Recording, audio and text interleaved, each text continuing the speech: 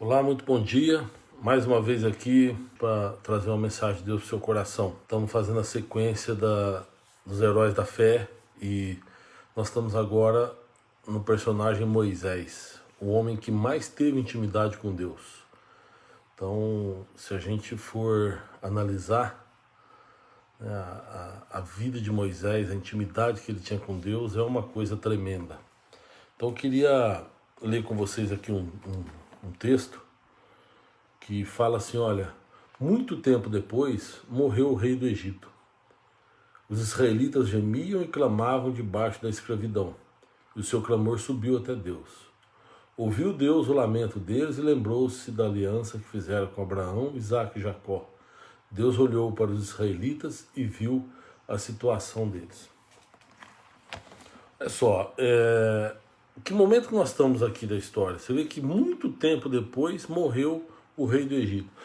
É importante a gente saber qual o contexto que está aqui, né? Nós tínhamos visto na semana passada que Moisés, ele havia nascido. Vocês lembram da história que Faraó mandou matar todos os meninos, todas as crianças do sexo masculino até 2 anos. E então foi uma matança geral de crianças ali. E Joquebebe, que era a mãe de Moisés, quando ela teve o filho, ela o escondeu por algum tempo, depois não conseguia esconder mais. O que ela fez? Ela pegou o menino, pôs num cesto e colocou o menino no rio. E aí a filha de Faraó achou Moisés. Então a filha de Faraó, quando achou o menino, a irmã do menino que estava acompanhando para ver o que ia acontecer, chegou para a filha do Faraó e falou, se você quiser, eu posso arrumar alguém para cuidar dele. E a filha de Faraó foi, então chama. Aí veio a mãe de Moisés. E a filha de Faraó deu o menino para a mãe de Moisés cuidar, pagou para ela um salário. Ou seja, a mão de Deus já estava ali em Moisés, porque ele não só voltou para o colo da mãe, mas voltou com condição da mãe criá-lo financeiramente, que a filha de Faraó pagou para ela cuidar dele, e ainda tinha a proteção da filha de Faraó. Então ninguém mais podia tocar nele ali, porque a filha de Faraó estava protegendo ele, enfim. Moisés cresceu, depois que ele desmamou, ele voltou foi para o palácio de Faraó, aonde ele foi adotado. Olha aqui o que diz a Bíblia. Ó. No versículo 10 do capítulo 2, fala assim, olha, sendo o menino crescido, ela o levou à filha de Faraó, que o adotou. Ele deu o nome de Moisés, dizendo, porque eu tirei das águas. Então ela adotou Moisés, ou seja, ela trouxe Moisés como se ele fosse filho dela. Certo tempo depois, Moisés vai para visitar os irmãos hebreus, e lá descobre como que era a vida deles, dura e pesada. Provavelmente ele já ouvia falar dos hebreus, mas eles ficavam longe do palácio, porque eles ficavam numa outra cidade, em Gósen, que era longe da capital ali do Egito, e provavelmente ele ouvia falar, sabia que ele era um hebreu, mas ele talvez nunca tivesse tido, sei lá, a curiosidade de visitá-los, ou tinha, mas não tinha tido oportunidade, sei lá. Mas o que diz a Bíblia é que quando ele já estava adulto, ele foi visitá-los. E quando ele foi visitá-los, ele descobriu que eles estavam em trabalho pesado, nesse trabalho árduo. E nessa visita, ele viu um egípcio espancando um hebreu. E diz que ele olhou para todos os lados, viu que não estava sendo visto por ninguém, e foi e matou o egípcio, e enterrou o egípcio na areia. E voltou para casa. No dia seguinte, Moisés ele vai novamente visitar os seus irmãos hebreus. E quando ele chega lá, tem 2 hebreus discutindo, brigando. E um que estava batendo no outro, ele falou para ele, por que você está espancando seu irmão? E aí aquele rapaz falou para ele, quem te colocou de juiz sobre nós? Agora você vai querer me matar também, igual você fez ontem com o egípcio? Ou seja, aquilo ali fez com que Moisés ficasse com muito medo, porque ele achou que ninguém tinha visto, mas descobriram. Como que descobriram? Talvez aquele mesmo rapaz que ele protegeu tenha contado para eles, olha, o filho de Faraó, o filho da filha de Faraó, né, Moisés, aquele que está sendo criado lá, me protegeu e matou o egípcio que estava me espancando. Certo é que as coisas se espalharam. E no que as coisas se espalharam ali, a notícia se espalhou, Moisés ficou com medo e se viu obrigado a fugir do Egito. A Bíblia diz que quando o faraó ficou sabendo, ele queria matar Moisés. Ele fugiu para Midian, ele foi morar lá com Jetro, casou com a filha de Jetro e ficou lá até que ele foi chamado. Mas então a história é essa, que Muito tempo depois, o rei que queria matar Moisés morreu. Surge um novo faraó, e aí agora Deus chama Moisés e pede para Moisés voltar, que ali ele vai libertar o povo da escravidão do Egito. Lembrando que do período em que o povo desceu lá para o Egito de José, lembra da história de José, que aí José leva a família dele, e eles são tratados com honras, mas aí morre José, morre Faraó, aí o novo Faraó, ele escraviza a família de José. Desse período, de quando eles foram para lá, até o período em que Moisés é chamado, passaram-se 430 anos.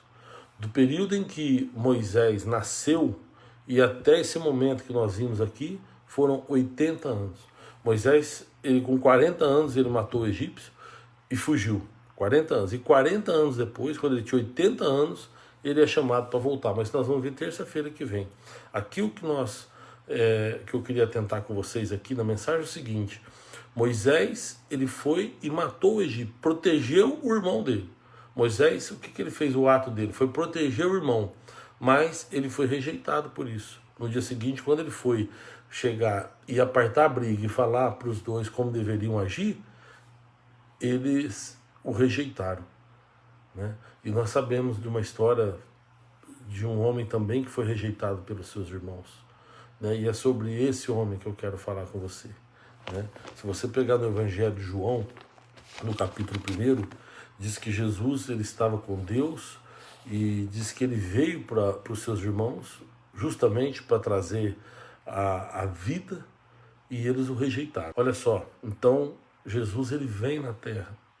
Vem para quem? Para os seus irmãos, para os judeus, mas eles não o receberam, eles não aceitaram aquilo que ele veio fazer, né? Assim como Moisés foi rejeitado pelos seus irmãos e ele saiu, assim também Jesus, ele veio, mas ele foi rejeitado. A diferença é que ao invés de ele fugir, ele falou: bom, como vocês não querem, então agora todos que me receberem, todos que crerem em mim, eu vou dar o direito de ser chamado filho de Deus. E ele veio, não foi para outra coisa, foi para libertar a gente. Eu quero ver com você aqui no capítulo 4 de Lucas, que fala assim, olha, capítulo 4, Jesus, ele tinha se batizado e tinha sido levado pelo Espírito ao deserto para ser tentado pelo diabo, onde ele passa lá os 40 dias sem comer, e depois disso ele é tentado pelo diabo. E quando ele volta do deserto, ele vai morar ali na região da Galileia, e então a fama dele já correu ali pela Galileia. Jesus está vivendo uma parte em Cafarnaum, tá na região ali do mar da Galileia. E aí depois ele volta para a cidade onde ele tinha sido criado, Nazaré. Aí olha só o que acontece. Jesus voltou para a Galileia, onde, no poder do Espírito, e por toda aquela região se espalhou a sua fama. Ensinava nas sinagogas e todos elogiavam. Ele foi a Nazaré, onde havia sido criado, e no dia de sábado entrou na sinagoga, como era o seu costume. Levantou-se para ler. Foi-lhe entregue o livro do profeta Isaías. Abriu e encontrou o lugar onde está escrito: o Espírito do Senhor está sobre mim, porque ele me ungiu para pregar boas novas aos pobres. Ele me enviou para proclamar liberdade aos presos e recuperar a vista dos cegos, para libertar os oprimidos e proclamar o ano da graça do Senhor.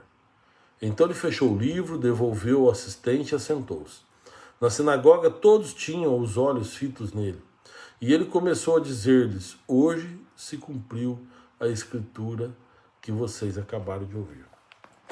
Olha que coisa tremenda. Jesus, ele chegou na sinagoga, como ele sempre fazia, e sentou lá. Como é que eles faziam? Eles perguntavam se alguém queria fazer uma leitura, ele levantou a mão, chamaram ele para fazer leitura, pegaram um rolo, naquela época não era a Bíblia que nós temos igual hoje, que dividida em livros, dividida em capítulos, eles tinham os rolos, né, do pergaminho, eles pegaram o rolo e entregaram para ele, um rolo do profeta Isaías. Ele então abriu e começou a ler, e estava escrito: o Espírito do Senhor está sobre mim, e ele me levantou para dar liberdade, ele me levantou para curar, enfim. E aí depois ele voltou, entregou para o assistente e sentou lá. Jesus sentado, todo mundo olhando para ele e falou: hoje se cumpriu o que vocês ouviram aí, né? Que eu vim para libertar. E aí estava todo mundo admirado com as palavras dele, da forma que saiu da boca dele. Olha que interessante. E todo mundo admirado. E aí alguém pergunta: mas não é esse o filho de José e tal? E, enfim, eles se revoltam com Jesus. Por quê? Porque Jesus dá dois exemplos que eles se ofenderam. O primeiro exemplo foi assim: olha, na época que Deus cerrou o céu por 3 anos e meio, na época do profeta Elias, tinha muitas viúvas em Israel. Mas ele foi enviado a Sarepta. Se você sabe a história, não precisaria nem contar, mas para quem não sabe, naquela época Elias foi chamado por Deus para sair de Israel, e ele foi a um lugar de Sidom, que era um pouquinho para cima de Israel, e Sidom, que era rumo à Galácia ali, né, da época de Paulo, mas um pouquinho para cima de Israel, entre Israel e a Síria, ali, entre Israel e a Turquia. E aí Elias, ele é enviado a Sidom, chega lá e acha uma viúva que está para morrer, passando fome, ela e o filho dela, e estão muito pobres para morrer. E aí ela está pegando graveto e Elias chega para ela e fala: o que você está fazendo? Ah, estou colhendo graveto que eu vou fazer alguma coisinha para o meu filho comer e nós vamos morrer. E Elias fala: ó, faz o seguinte, faz um bolo do que você tem, mas primeiro me dá um pedaço. E aquela viúva acreditou nele, fez o bolo, deu um pedaço para ele, e durante o tempo que Elias estava ali, não faltou comida para aquela mulher, ela se manteve durante muito tempo. Ou seja, ela ter aceitado que o profeta chegasse, né, e a ajudasse, fez com que ela ganhasse uma sobrevida. O que eu estou dizendo assim, Jesus ele usa esse exemplo para falar: aqui em Israel, Elias poderia ter enviado a qualquer viúva de Israel, mas enviou para Sarepta, para um outro povo, que não era o povo judeu. Depois ele fala assim: ó, tinha muitos leprosos aqui na época de Eliseu, mas foi o sírio Naamã que foi curado de lepra. Também era um comandante do exército da Síria que veio até Israel procurar o profeta para ser curado de lepra. E o profeta fala para ele: você vai e mergulha 7 vezes no Jordão. E ele vai e mergulha 7 vezes no Jordão. Ele poderia simplesmente ter ido para casa, mas ele, ouvindo o conselho do servo dele, mergulhou e se curou. Os dois episódios têm semelhança. Primeiro, os dois, tanto a viúva quanto Naamã, não eram judeus. Jesus está dando um exemplo para eles, então, que eles se sentiram ofendidos, porque ele está falando: olha, eu vim para trazer cura, e vocês não querem, mas tem outros povos que vão receber essa cura, né? Mas a grande semelhança que tem entre essas duas histórias é a crença, é a fé. Os dois acreditaram. Tanto a viúva acreditou em Elias e aí se manteve viva, como também Naamã acreditou no profeta Eliseu e foi curado da lepra. A mensagem que eu quero trazer para o seu coração é essa: que Jesus ele veio para libertar os cativos. Ele veio para nos trazer a oportunidade de vida eterna. Ele veio para nos livrar do cativeiro do pecado. E precisamos aceitar. E nós temos essa liberdade de escolha. Por isso eu digo que está nas nossas mãos a salvação. Porque Deus já ofereceu para todos nós a salvação. Mas depende agora se nós vamos aceitar ou não. Então depende agora da nossa fé. Assim como Jesus veio para aqueles que creem nele, né, e os judeus não creram, pode ser que se a gente não crer, a gente perca também a nossa bênção. Então, o convite que eu faço para você é isso: é aceitar a ajuda que Jesus nos trouxe. Qual é essa ajuda? Ele veio nos libertar do cativeiro do pecado, e ele veio nos trazer a vida eterna. Aquilo que ele leu na sinagoga há 2000 anos atrás se cumpriu. Deus estava cumprindo uma promessa ali, e nós precisamos agora acreditar, ou não. Nós temos dois caminhos, né? Então, esse exemplo que ele deu da viúva e esse exemplo que ele deu de Naamã foi perfeito. Por quê? A viúva poderia simplesmente ter mandado Elias passear. O que você está pensando? Estou passando fome, estou arrumando o restinho de coisa que eu tenho para tratar do meu filho. Eu vou ter que fazer um bolo para te dar, ao invés de eu e meu filho comer? Mas foi isso que ela fez. Ela poderia ter recusado e teria perdido a bênção. Se Naamã também, quando veio a Eliseu, ele tivesse voltado, falou: não vou mergulhar no Jordão, né? Porque ele chega a comentar isso com os servos dele: não vou mergulhar nada, esse rio sujo aí, lá na Síria tem rios mais limpos. E aí o servo fala assim, mas se ele tivesse pedido algo tão difícil, o senhor não teria feito? Mergulha aí as 7 vezes, vamos embora. E o cara mergulhou. Ele poderia simplesmente ter voltado para casa sem mergulhar. Mas ele, pela fé, ele foi curado. Então, nós podemos simplesmente agora continuar nossa vida sem acreditar. E aí lá na frente vai ter o resultado, né? Onde nós temos 2 caminhos. Ou nós vamos para o céu, ou nós vamos para o inferno. Ou nós vamos ser salvos e vamos para Nova Jerusalém, vamos para a glória do Senhor, ou não. E aí a decisão é nossa.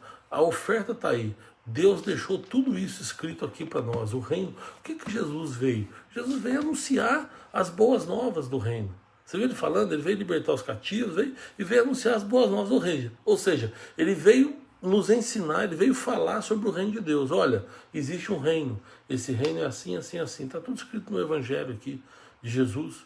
Teve 4 homens que escreveram o Evangelho de Cristo e nos ensinando que tem um reino de Deus. E ele veio para anunciar esse reino. Ele veio para revelar a nós sobre o reino de Deus. E aí então ele nos libertou do pecado, nos libertou de todo o mal, justamente para nos purificar, para que a gente tenha condição de entrar no reino. Então nós aceitamos ou não, a decisão é nossa. E essa decisão eu deixo para você tomar aí para a sua vida. Eu já tomei a minha. Gente, que Deus abençoe a todos vocês.